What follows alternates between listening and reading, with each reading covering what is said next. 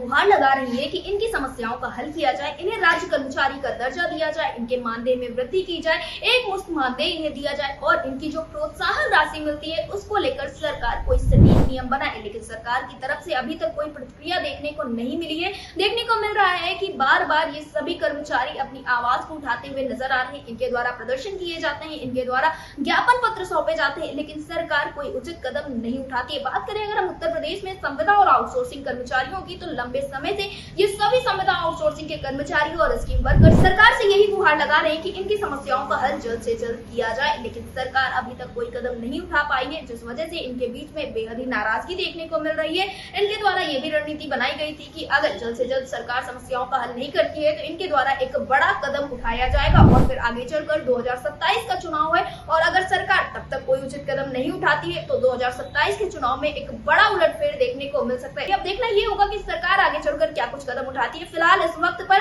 आशा workers क्या कुछ रणनीति बना रही है, इस विषय पर ज्यादा जानकारी देने के लिए जब अटल टीवी की टीम ने बातचीत की संगठन के पदाधिकारी से, तो उनका क्या कुछ कहना था आप भी सुनिए। आशीष जी, आपका हमारे चैनल अटल टीवी पे बहुत बहुत स्वागत है। धन्यवाद। आशीष जी, जैसा कि देखने को मिल रहा है कि लंबे समय से आशा वर्कर्स और भी जो अन्य संविदा आउटसोर्सिंग के कर्मचारी हैं लगातार संघर्ष कर रहे हैं, सरकार के सामने अपनी मांगों को रख रहे हैं, लेकिन उस तरह से अभी तक कोई फल या कोई निर्णय निकलकर सामने नहीं आ पाया है जिस तरह से कर्मचारी इंतजार कर रहे थे। तो इस पर आपका क्या कुछ कहना है, आप लोग आगे के लिए क्या तैयारियां कर रहे हैं? देखिए, मैंने आपको पिछली बार भी बताया था कि इस भारतीय जनता पार्टी की सरकार से हमको बहुत उम्मीदें हैं जी। और हम लगातार इसी उम्मीद के कारण अपनी जो बातें हैं वो सरकार तक लगातार पहुंचा रहे हैं जी। और ये उम्मीद कर रहे हैं कि आशा वर्कर्स जो भी हैं उनको न्याय मिलेगा जी। और लेकिन थोड़ा सा निराशा इस बात की हो रही है कि बाकी सारे क्षेत्रों में सरकार बहुत अच्छा काम कर रही है, लेकिन जहां पर आशाओं की बात आ जाती है तो आशा आज भी उसी दयनीय स्थिति में है जी। तो मैं सरकार से फिर से निवेदन कर रहा हूं, आप लोगों के मीडिया बंधुओं के माध्यम से भी मैं निवेदन करता हूं कि हमारी आशा वर्कर्स पर भी सरकार कुछ दया दृष्टि दिखाए जी, क्योंकि उनका भी अपना जो जीवन यापन है वो भी सुचारू रूप से चलने लगे जी। क्योंकि अभी जितना पैसा मिल रहा है उससे जीवन चल नहीं पा रहा है जी। इतना महंगाई जिस हिसाब से बढ़ी है जी और बाकी सेक्टर्स में उस हिसाब से कमाई भी बढ़ी है जी, लेकिन जहाँ पर आशाओं की बात आ जाती है तो इनको कुछ ऐसा नहीं है कि ये कुछ ऊपर से भी इधर उधर से भी पैसे कमा लें या कुछ कर लें। इनको एक बिल्कुल सीमित पैसा मिलता है और जितने में एक परिवार को चलाना, मैं बार बार कहता हूं कि एक परिवार इतने पैसे में नहीं चल सकता है जी। तो लगातार हम लोग अपनी मांगे अपनी बातें सरकार से कर रहे हैं और सरकार क्यों नहीं सुन पा रही है, क्या वहां तक बात नहीं पहुंच रही है,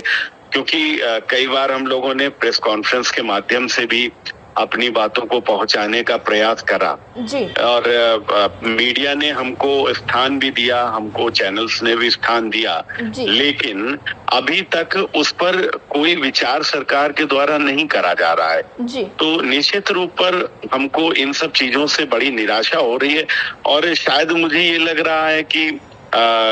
मीडिया की बातें या हम लोगों के कॉन्फ्रेंस और जो भी प्रयास हैं वो सारी चीजों से सरकार तक आवाज नहीं पहुंच रही है जी। तो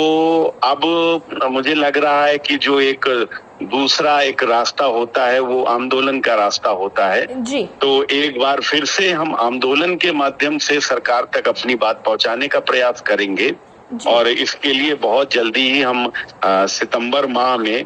हो सकता है कि 1 सितंबर को ही हमारी सारी बातें चल रही हैं और हम एक आंदोलन का रास्ता इख्तियार करने के लिए मजबूर हो रहे हैं और मैं बार बार कह रहा हूँ कि हम मजबूर हो रहे हैं, ये हमारी मजबूरी है। हम सरकार से संतुष्ट हैं बाकी मामलों में, लेकिन जहाँ पर बात आशाओं की आ जाती है तो वहाँ पर हम संतुष्ट नहीं है और सरकार को इस ओर ध्यान देना चाहिए, सरकार नहीं ध्यान दे रही है तो ये बड़ा निराशा की बात है और सरकार के पास हम अभी भी निवेदन ही कर रहे हैं और कह भी रहे हैं। मैं आप लोगों के माध्यम से सरकार से फिर से ये निवेदन करना चाहता हूँ कि आप लोग इस ओर ध्यान दें नहीं अगर आप ध्यान देंगे तो हमें मजबूरी में आंदोलन करना पड़ेगा। आज 15 तारीख है, 15 से 30 तारीख तक अभी 15 दिन और हैं। सरकार हमारी बात सुन ले। हम लगातार कई पत्र माध्यम से भी हम सरकार को अपनी बातें पहुंचा चुके हैं, लेकिन ना ही सरकार की ओर से और ना ही किसी अधिकारी की ओर से हमको बुलाकर बात करने की कोई कोशिश भी करी गई। तो कहीं ना कहीं ये भी निराशा होती कि कहीं ऐसा तो नहीं है कि हमको सरकार ने बहुत कुछ एक तुच्छ तो नहीं समझ के रख लिया है कि नहीं ये आशाएं जो हैं ये तुच्छ हैं, ये क्या कर सकती हैं, इनके पास ना पैसा है ना पावर है। तो मैं आप लोगों के माध्यम से ये बताना चाहता हूँ कि बूंद बूंद करके जैसे घड़ा भर जाता है और छोटी छोटी चींटियां मिलकर एक बहुत बड़े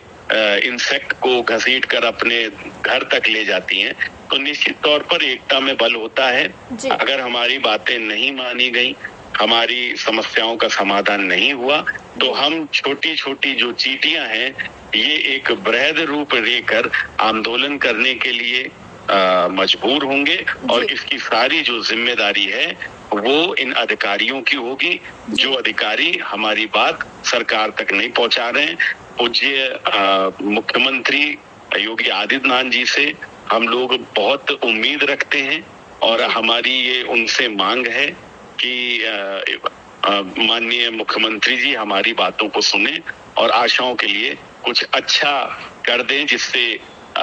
उनका भी जो घर परिवार है वो सुचारू रूप से चले। जी आशीष जी, आपने बिल्कुल ठीक कहा, लेकिन इस बीच में ये भी देखने को मिल रहा है कि लंबे समय से जैसा कि आप लोग अपनी आवाज़ उठाते हुए हैं, इसके पहले भी प्रेस कॉन्फ्रेंस की गई है, लेकिन अभी इतना कुछ खास निकल कर सामने नहीं आ पाया। तो मैं आपसे जानना चाहूँगी, जो आप लोग सितंबर में प्रदर्शन करने की या कार्यक्रम करने की तैयारी कर रहे हैं, ये प्रदर्शन राज्यव्यापी होगा या फिर हर एक जिले में अलग अलग तरीके से किया जाएगा या फिर सभी लोग एक जगह पर संगठित होने वाले हैं? नहीं, ये लखनऊ में हम करेंगे जी, और लखनऊ में ही होगा। देखिए जनपद तो वैसे ही अपनी मांगों को लेकर हम लोग बात करते रहते हैं जी, वहाँ से भी कोई लाभ नहीं हुआ है। मैंने आपको पहले ही बताया कि हम जनपदों में करके देख चुके, हमने अपने अधिकारी जो हैं उन तक अपनी बात पहुंचाने की कोशिश करी, धरना प्रदर्शन के माध्यम से भी कोशिश करी और हमने आपके प्रेस कॉन्फ्रेंस के माध्यम से भी करी, लेकिन कहीं कुछ निर्णय निकल कर आ नहीं पा रहा है। इसलिए मजबूरी में हम यहाँ पर ये आंदोलन करने जा रहे हैं। लखनऊ में ही आंदोलन होगा और इसमें सिर्फ उत्तर प्रदेश ही नहीं बल्कि ये आशाओं का मामला तो पूरे देश का है। तो जहाँ पर भी ऐसी बातें हैं जहाँ हमारी आशा बहनें परेशान हैं, वो सारी इस आंदोलन में भाग लेंगी, हिस्सा लेंगी। हम अभी फिलहाल तो यहाँ लखनऊ में कर रहे हैं और उसके बाद में अगर यहाँ से भी हमको कोई रिलीफ नहीं मिला तो निश्चित तौर पर हम दिल्ली के लिए कूच कर जाएंगे। जी आशीष जी, अड्डा टीवी से जुड़ने के लिए बहुत बहुत धन्यवाद। जी थैंक यू।